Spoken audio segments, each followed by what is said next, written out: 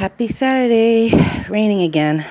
Anyhow, I just want to clarify that the reason why I'm making the videos, the testimony videos, is because I want people to know what really went on up in Woodstock and Lincoln. So, I don't know, this is story number 5? Anyhow, so let me tell you about my neighbor. So, this guy shows up, okay, and he moves into number 7. And one night, my daughter and I were out. We went food shopping, and we come back. It's dark.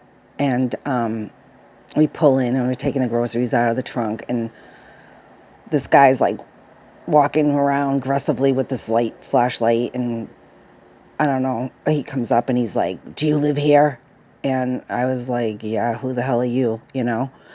And I don't know, come to find out, I don't know, he left a bag at the top of the stairs, but I was like, this is like so obvious. It's like a setup or something, right? But now they're saying that he just left it there. He forgot. He has brain damage, and like, they just, So I saw the bag, and I was like, what the fuck? I was like, what is this doing here? I'm like, this is weird.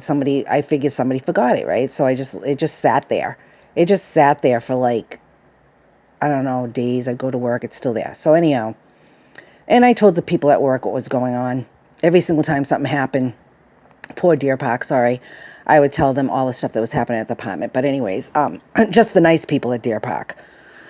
And there were some nice people there. So anyhow, come to find out, I don't know what happened to the damn bag. Somebody took it. I don't know what happened, disappeared, right? But this guy is like knocking on everybody's door, flipping out about this bag, right? And I'm like, oh my God, he's knocking on everybody's door.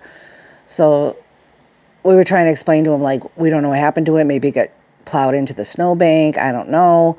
And like, he started accusing everybody or just trying to find out what happened. But then he was being really aggressive. But then he was like banging on people's door. But then he was like saying, well, I got a note back from Stanley saying, well, if that ever happens again, blah, blah, blah. And like, it's our responsibility, whatever. And then he's like, well, he has brain damage. So I guess he can do anything he wants because he has brain damage. So, he can disturb the peace. So, all right. So next episode after that,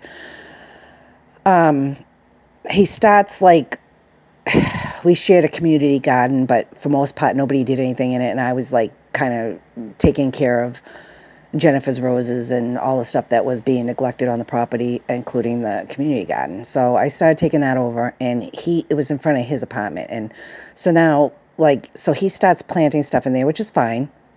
And, but he was like literally putting rocks over stuff where he knew that I planted, and like, he just wanted to take it over. Anyways, he got his way. He ended up getting it, getting the whole garden. But they was just making a big deal about the garden, and Stanley literally like put notes on my door 3 days in a row about the garden situation. I don't really care. Okay. I was just doing the garden because it was something to do, and I didn't want the stuff that was in there to be neglected. And it was no competition for the garden. It was ridiculous. So one day I'm laying there, there's another episode. One day I'm laying there in bed, and I'm like listening to videos, and I hear something. So I go out, and there's a note on my plant saying cease and desist about cutting a bush. All right. So I took it was a holly bush. All right. It was overgrown, and I cut like 3, or I don't know, I made a bouquet out of the holly tree. And I didn't ruin the plant. Actually, it's fine to cut a holly tree. And I didn't misshape the plant. I didn't do anything bad to the plant. And he was literally like, cease and desist. This cost me $60, blah, blah, blah, blah, blah. And then he's like called the cops on me. So he called the cops on me twice, because he called the cops on me the first time in the driveway. I don't know what the hell he said to them. Then he called the cops the second time about the bush. All right. So Elizabeth comes. All right. And she was just like, what the hell? And I'm like, I don't know. She's like, what's going on? I said, I don't know. The Twilight Zone. I'm living in the Twilight Zone. That's literally what I told her. And anyway, so he's going on and on. He's saying, oh, my parents got killed because of this, and this is and I don't know. I was just like, I should have recorded it because it was really, really bizarre. So, but he's got a head injury, so it's fine. So I was like, well, I felt like it was like setups or something, and they were just using him, or something was going on. So I went to the police station, and I asked for any information regarding me that's being called in. all right, about from Damien. And so I did get it back, but on the paperwork, it was like I was the aggressor. Like I was the one that was doing stuff wrong and stuff. I don't know. It just was like weird how it was worded. So yeah, then let's see, did anything else happen to him? Yeah, he used to come up to my truck and talk to me like, oh, we can have the garden over here. Blah, blah, blah. I was like, I don't even know who you are. Why you even come near me? He'd come over. I don't know. It was not a comfortable situation. And like my daughter and I would come home and walk down the stairs and he's like throwing rocks down the hill, like grunting, like just grunting, like really, I don't know. I don't even know. So I just ignored him. But he did call the cops twice on me.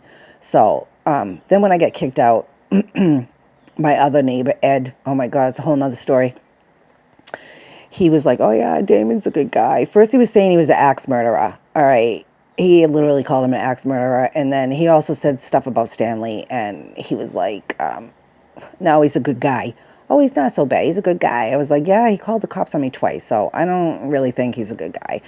Anyhow, so that's one thing that happened. But I have a lot of stories from the 977 Stalker Hill. I have a lot of stories, and it actually did happen. And yeah, I'm just doing it to prove that, you know, nobody believes when I tell them stuff, but I'm just doing it as a testimony because this actually took place, and a lot of bizarre things took place at that apartment.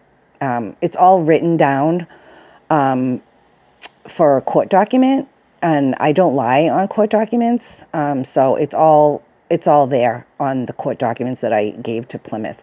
They totally ignored it, which is fine. I really didn't think that I was going to succeed in the court system here, but it's all there on paperwork, and it's true. So that's the only reason why I'm doing this. So I don't know. I'm just going to keep on telling my stories. Okay, bye.